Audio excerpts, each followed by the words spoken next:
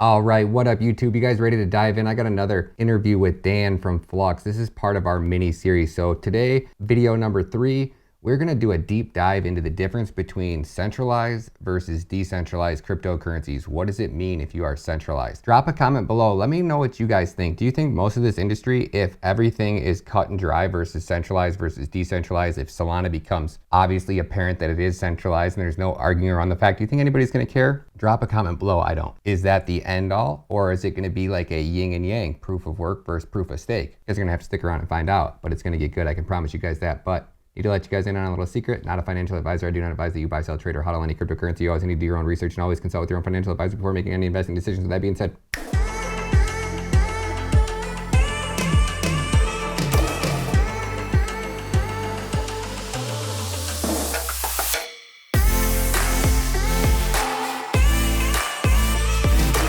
if there are people that are out there creating the environments where they can influence you, there needs to also be people that are bringing you back to center, right? And that's ultimately what Web3 was geared toward. We knew there had to be a better way. We knew there had to be a way to put it back in the hands of the people, much like what Bitcoin did with the financial freedom of many. I mean, think of all the people that are in different positions, Ryan, you and myself included, because we were early adopters and believers in the technology, and we became tangled in that, and we could see the freedom that it offered, right? You know, imagine all the individuals who found that for the very first time. Now they're in their process of finding Web3 for the very first time. Because most of the exposure to the crypto or blockchain space has come because of Bitcoin. So now our job is to start to educate those folks on what Web3 is and why it's important. I was literally just gonna say the same thing, because I wish that there had been people like this back in 2016, 2015 that were able to educate me on Bitcoin, how I'm trying to educate people on Web3 right now, because I think that the potential upside and where Web3 is going to evolve to over the next couple years, mix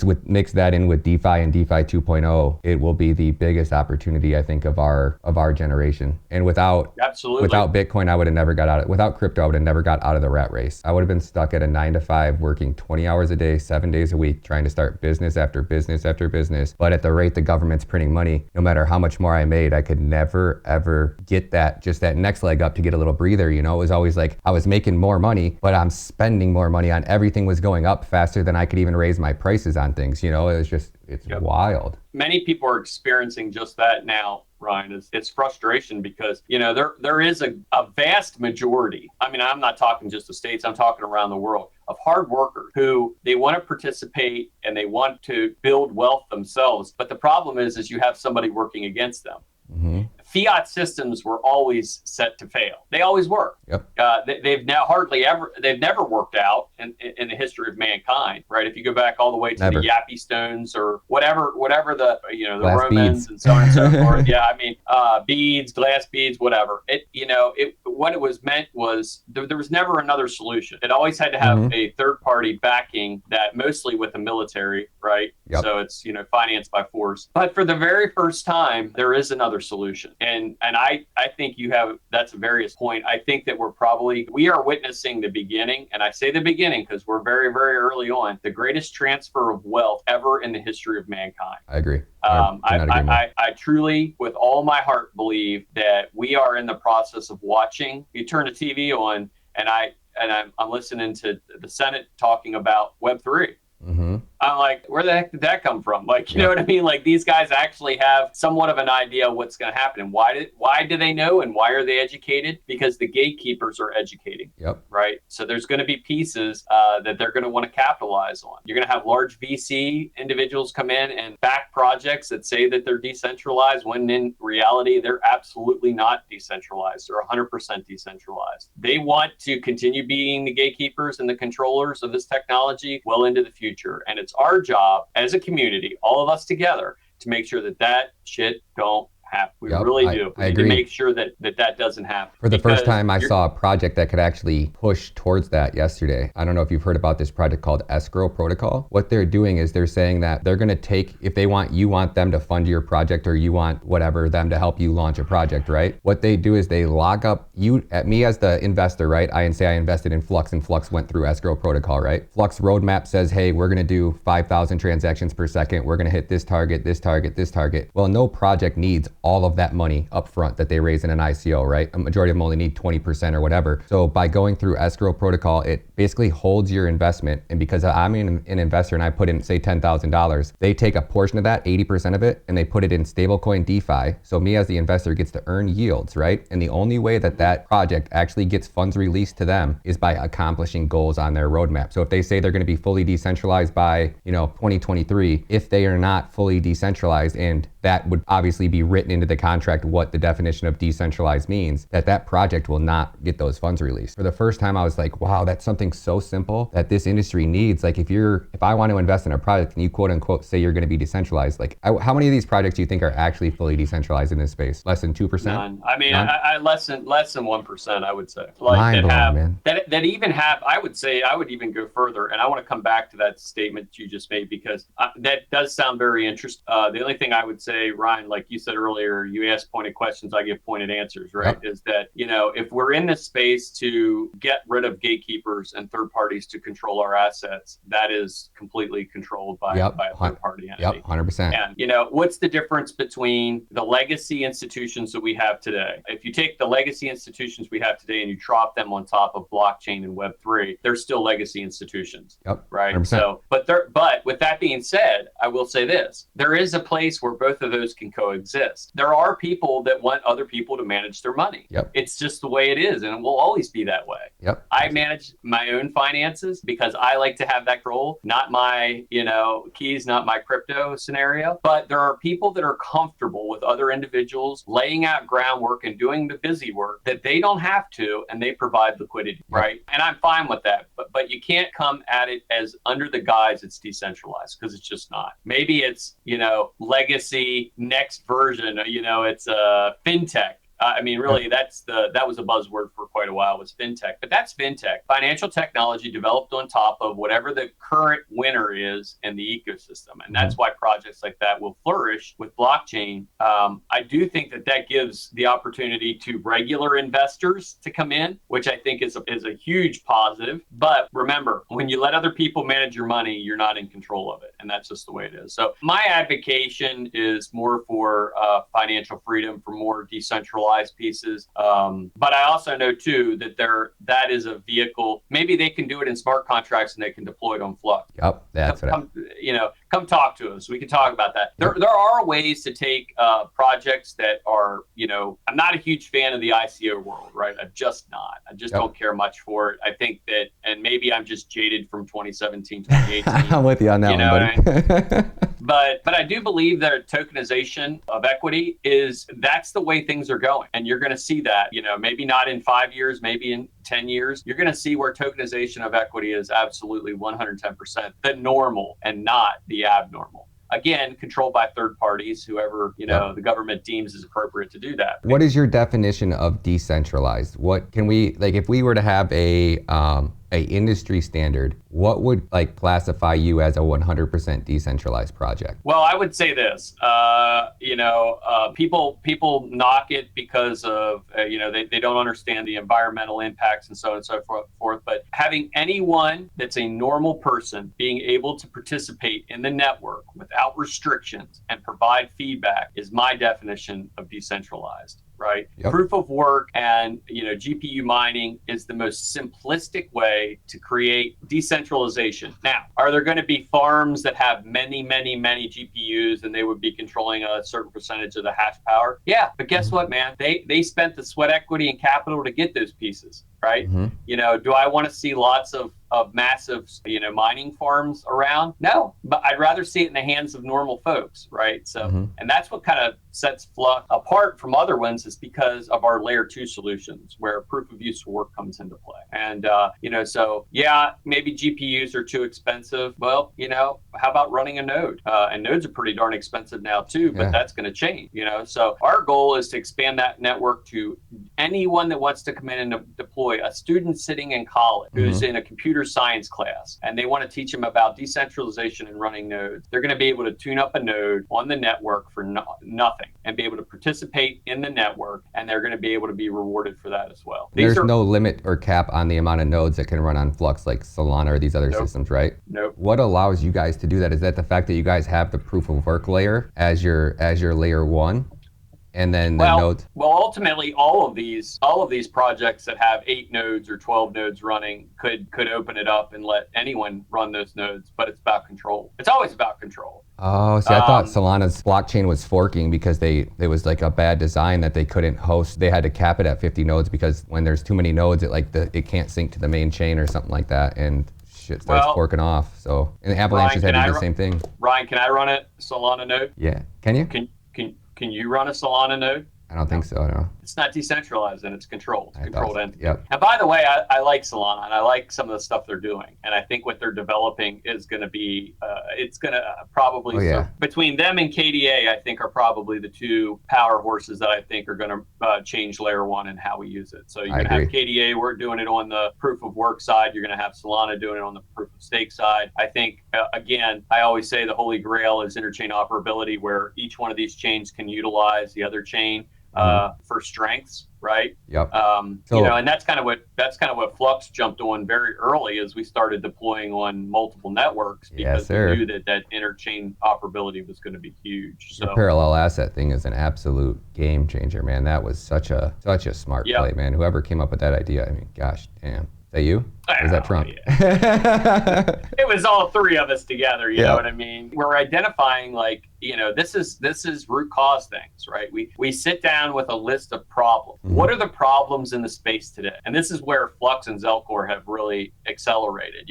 We get beat up quite often because maybe our UI is not as polished as it should be, but the fundamental pieces of it underneath the underpinnings are what we were focused on, actually making the shit work. And then you make it pretty, right? Yep, exactly. That's what I love about you guys. You guys are always updating that thing, man. Yeah. Always. Like constantly. Anytime there's an issue or people are having problems, you guys keep the community updated. That's what I love the most, man. Even if something's not working right, like I'm not getting blown up from 100 emails from subscribers asking what's going on, because you guys do a great job at keeping the community updated, Thank you. And I think that's a big part. And I think if you don't keep your community involved, right? See, the community in Flux is a lot different than, any other blockchain project, because they're the ones that are actually facilitating the network, right? So it's part of us keeping them communicated, and part of them just making sure that they know what the hell's going on, right? And I say this, and no knock on any other project or anyone that's participating in another project. Flux has the most educated community about the project of any project that I've ever seen. And I've been in this space for a very long time, right? Because if they run nodes, they're decentralized systems administrators. They have to understand, what are the updates coming? What's it going to mean to my node? What do I have to change? Am I going to have to redeploy a Docker? What's KDA doing? What's KDL doing? What's Cadix doing? What are all these pieces that are going to be, layered on top of this? What do I have to do? What's pre-search and Firo and all these different pieces? Maybe I have a node and I run, 4 different pieces of software on that node to support those projects. If any one of those 4 has a change, I need to know it so that I can update my infrastructure to be able to support them effectively, so I get my reward. And then on the other side of the house, miners need to understand what's going on with the project. So, what am I making mining? Which pool do I support? How do I spread my hash?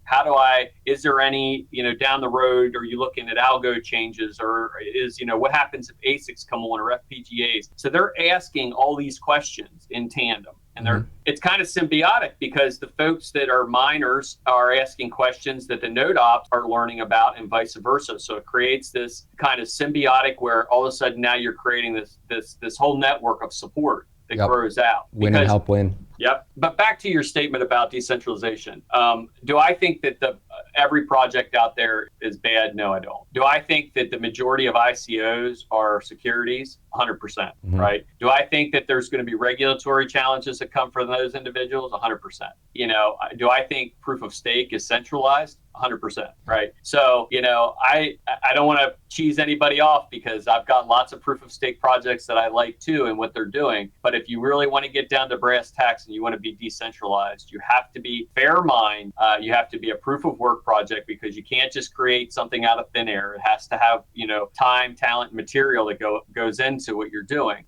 Otherwise, it's just what the Fed is doing right now with quantitative easing. They're printing money. So do you think in this industry that, say, Solana gets to be, say, a $500 billion blockchain in the next 2 years, right? And then somebody replicates exactly what Solana does, but in a proof of work system, that is 100% decentralized, do you think people in this industry really truly care, or do you think 95% of them are going to go to whatever's making them the most money, whether it's centralized or not? That's kind of where I'm kind of like, I want to promote more for the decentralization, but at the same time, it's like I feel like I'm 80 or 90% of this industry is just in it for the money. So whether they are, I think it'll be years, maybe if not a decade, before like the cadenas really show their true colors. Like, because people won't really realize what centralized looks like in the crypto space for what, 5 years before we start seeing what happened to Google happen to Solana's because they come so centralized, you know? Well, people buy dog coins. Yep. That's what it comes down to. It's not always about the success of the project, right? And by the way, I think your statement, I think that the yin and the yang, I think the yin, which is Solana,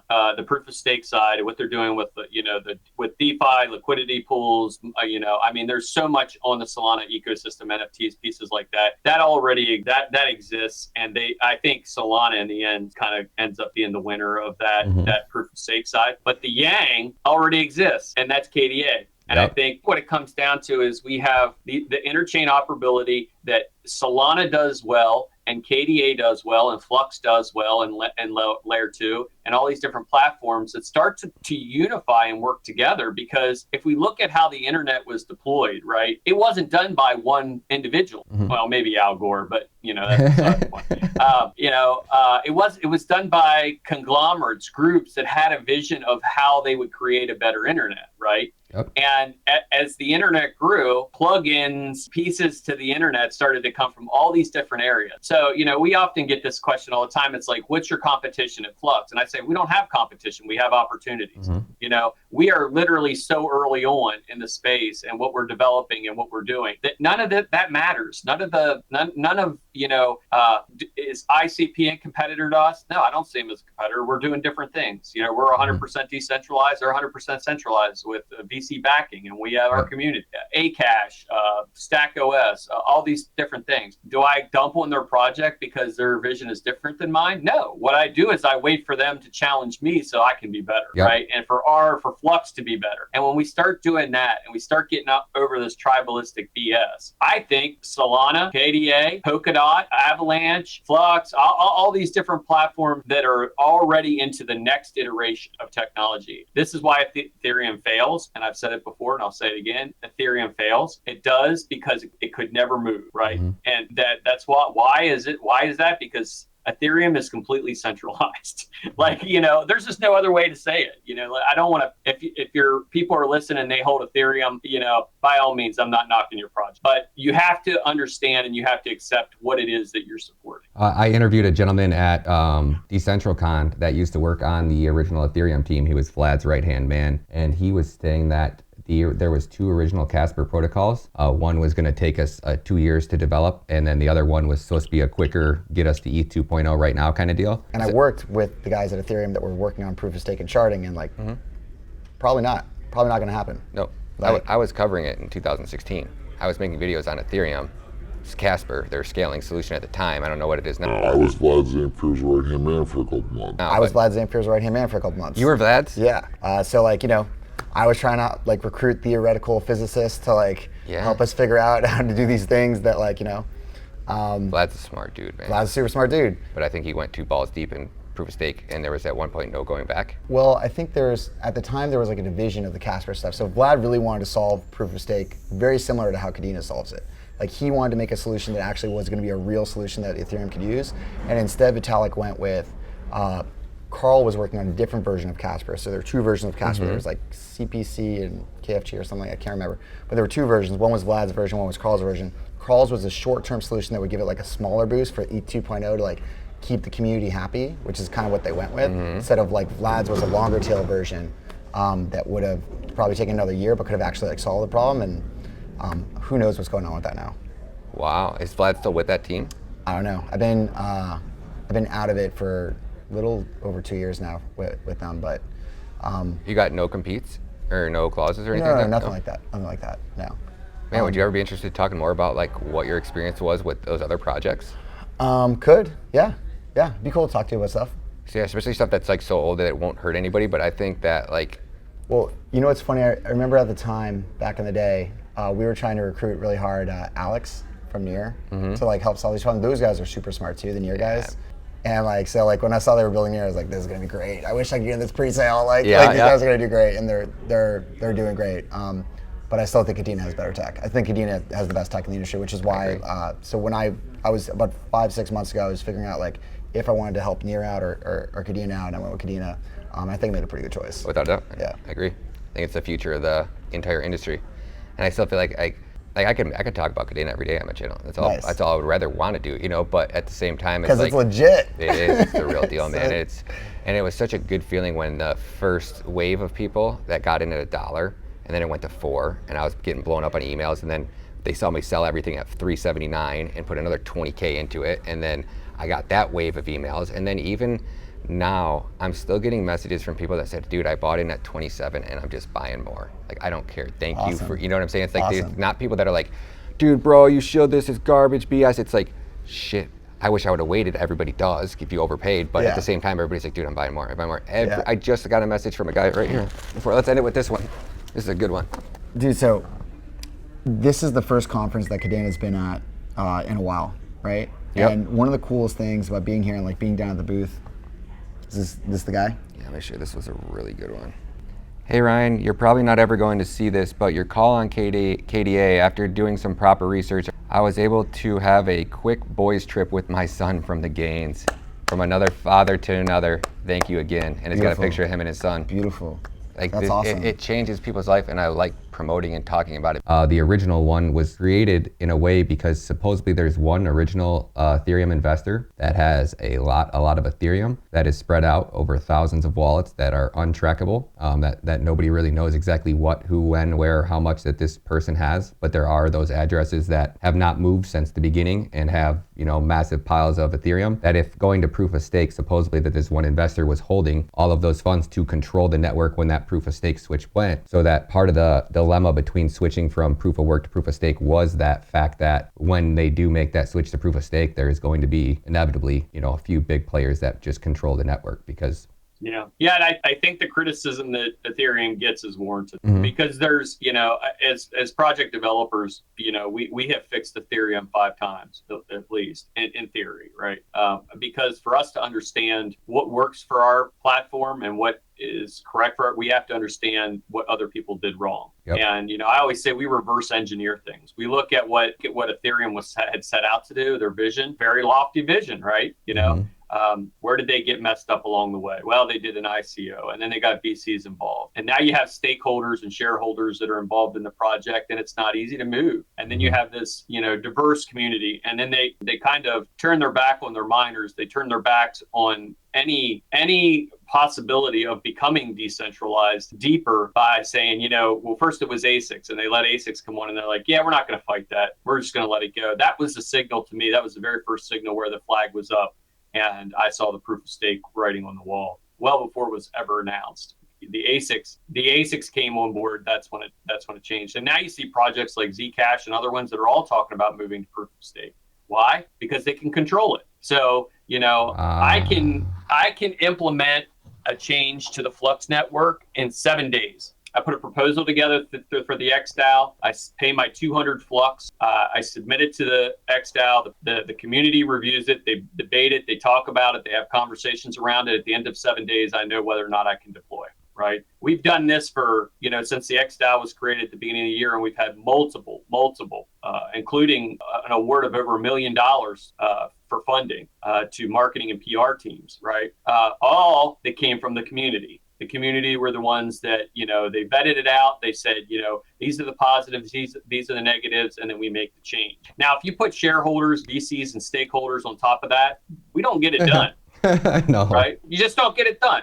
Right. Because most of them don't even understand what they're holding, more or less the technical challenges around it and what the implications are. They just care number go up, right? Number go up, I'm good, right? So I think ultimately, and we get back to the Web3 scenario again, I think that's what Web3 changes too, because it starts to really hold people, large legacy institutions, accountable for the products that they produce. We haven't had that. You know, 100%. Twitter can, you know, whether you like them or you hate them, taking the president of the United States off your platform, you know, absolutely was ridiculous. And I'm no fan of Donald Trump, I can tell you that right now. But I will say this, there needs to be free speech. There needs the ability for people to not be worried or concerned about being deplatformed if their political views or what they believe in differs from the other individuals of the leadership of the platform, because that's what it comes down to, right? These tech companies have become political and they have political leanings, right? Yep. And those political leanings directly permeate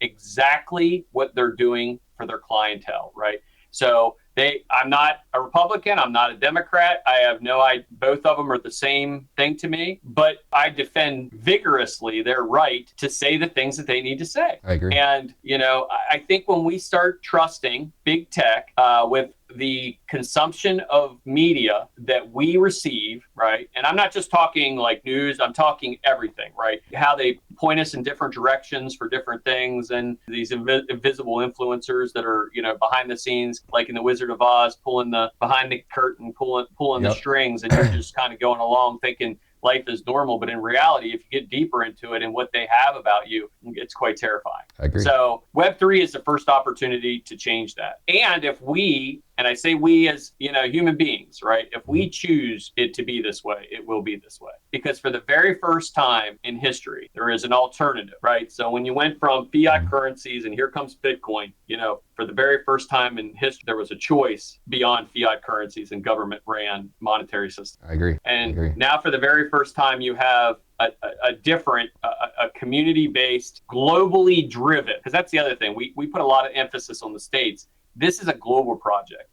We don't care about any of that. We want global. And if you look at the map of where all the Flux nodes are, they're all over the world. They're all over the world. So, you know, that's important because as a global community, our level of communication looks much different, right? Because we have a broader understanding of what's happening everywhere. We become a global village. All right, YouTube, so that's a wrap. Drop a comment below. Let me know what you guys think. Do you think most of this industry, if everything is cut and dry versus centralized versus decentralized, if Solana becomes obviously apparent that it is centralized and there's no arguing around the fact, do you think anybody's gonna care? Drop a comment below. I don't. I think that a majority of this industry for the next 3 to 5 years will be dominated by centralized cryptocurrencies. And then it won't be till the point, I mean, I just look at it like right now, right? It's taken us how long for us to realize that fiat currency is like a really, really bad thing, or to convince, like, it's so overwhelmingly obvious, yet we're still letting them print money. Like, we're not outside the Federal Reserve building right now protesting, saying, hey, quit spending our money that you guys didn't earn, you know? So do I think that it's gonna matter in the cryptocurrency industry? Absolutely not. Am I gonna put all my eggs into a proof of stake blockchain? Absolutely not. Am I gonna go ham on some of these new ones that I think can outmarket Solana? Absolutely. Keep your eyes tuned on the channel because I think we're gonna have a lot of opportunities to make some money. Do I believe in these projects long-term? Absolutely not. Am I stupid enough to not take advantage of it and not make a hell of a lot of money on the way up? Absolutely not. Drop a comment below. Let me know what you guys think. Hit that like button, hit that subscribe button, swing over to Twitter, check out runonflux.io, hit that follow button, tell them that I sent you. Shout out to the Flux Army. Love you guys. Can't wait to see you guys next video. Peace.